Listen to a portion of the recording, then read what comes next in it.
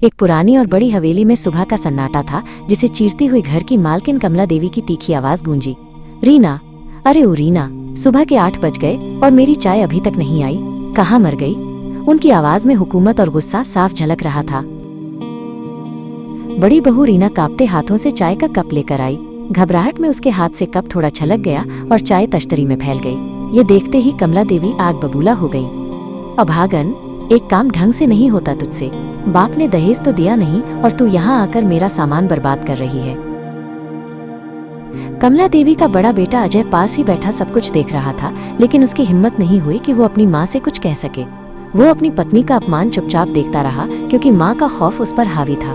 रीना ने बेबसी से एक नजर अपने पति की ओर देखा और फिर आंखें झुका ली। इसी घर का छोटा बेटा विक्रम अजय से बिल्कुल अलग था। वो पढ़ा लिखा और सुलझे विचारों वाला था।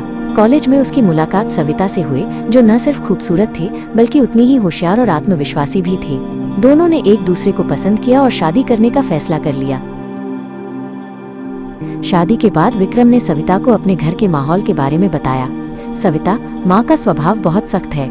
मुझे डर है कि तुम वहाँ खुद को ढाल नहीं पाओगी। वो हर किसी पर हुक्म चलाती हैं।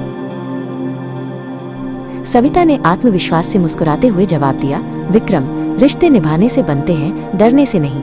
अगर हमारी नीयत साफ है और हमारे इरादे नेक हैं, तो कोई भी हमें नजरअंदाज नहीं कर सकता। मैं आपके परिवार को अपना बनाने जा रही हूँ, उनसे डरने नहीं। जब सविता दुल्हन बनकर हवेली पहुंची तो कमला देवी ने उसे सिर से पांव तक देखा। उनके चेहरे पर स्वागत का कोई भाव नहीं था। उन्होंने मन ही मन सोचा, ये तो देखने से ही तेज लगती है, रीना की तरह सीधी नहीं है। देखती हूँ इसके पर कब तक सलामत रहते हैं। कमला देवी ने ताना कसते हुए कहा, शहर की पढ़ी लिखी है, घर का काम काज भी आता है या सिर्फ किताबें ही पढ़ी हैं? सविता ने बहुत शांति से जवाब दिया, माँ जी, जो नहीं आता वो आपसे सीख लूंगी। आखिर बहू घर की इज्जत होती है और इज्जत को संवारना घर के बड़ों का ही काम है।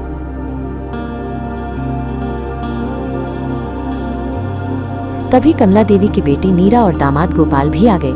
नीरा ने माँ के कान भरने शुरू कर दिए। देखा माँ, आते ही कैसी जबान चला रही है। ये रीना भाभी की तरह चुप रहने वालों में से नहीं है। ये तो तुम्हें सिर पर चढ़कर नाचेगी।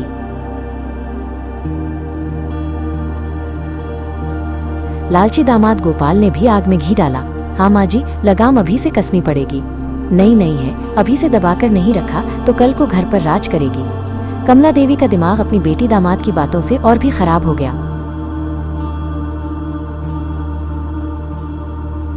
उस दिन के बाद से कमला देवी हर छोटी बड़ी बात पर सविता को नीचा दिखाने का कोई मौका नहीं छोड़ती। कभी खाने में नुक्स निकालना तो कभी उसके कपड़ों पर ताने कसना, लेकिन सविता हर बात का जवाब धैर्य और तर्क से देती। सविता के इस व्यवहार से डब्बू रीना को भी धीरे धीरे हिम्मत मिलने लगी। वो देखती कि सविता अन्याय नहीं सहती, लेकिन बड़ों का अपमान भी नहीं करती। रीना के मन में भी अपने लिए खड़े होने की एक दबी हुई इच्छा जागने लगी।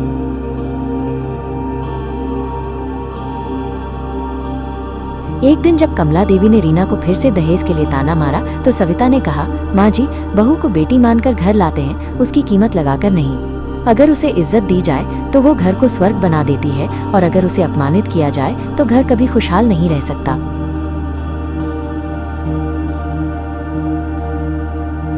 सविता को बोलते देख रीना ने भी हिम्मत जुटाई और पहली बार अपनी सास के सामने बोली, हाँ माँ जी, सविता सही कह रही है। बहू होना गुलाम होना नहीं होता, हमारा भी आत्मसम्मान है। ये सुनकर कमला देवी सन्न रह गई।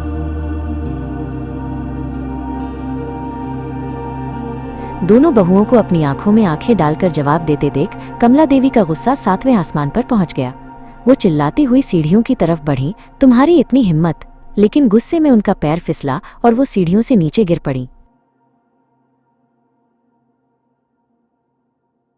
कमला देवी को काफी चोट आई और वो बिस्तर पर पड़ गईं। डॉक्टर ने उन्हें पूरी तरह आराम करने को कहा। अब उनकी सेवा का सवाल उठा। नीरा और गोपाल ने खर्चे का बहाना बनाकर और अपने काम का बहाना बनाकर पल्ला झाड़ लिया।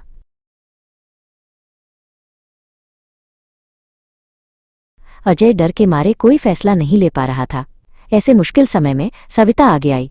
वो दिन रात अपनी सास की सेवा में जुट गई। समय पर दवाई देना, खाना खिलाना, उनकी साफ सफाई का ध्यान रखना, वो सब कुछ बिना किसी शिकायत के कर रही थी। सविता को ऐसा करते देख रीना भी उसकी मदद करने लगी। दोनों बहुएं जिन्हें कमला देवी हमेशा कोसती थी वही उनकी देखभाल कर रही थीं। कमला देवी चुपचाप बिस्तर पर लेटे लेटे ये सब देखती रहती।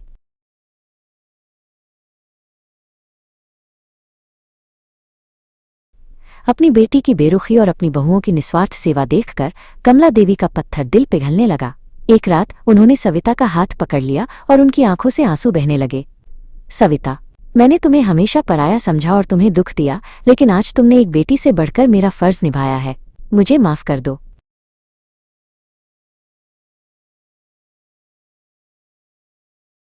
अगली सुबह कमला देवी ने पूरे परिवार को एक साथ बुलाया।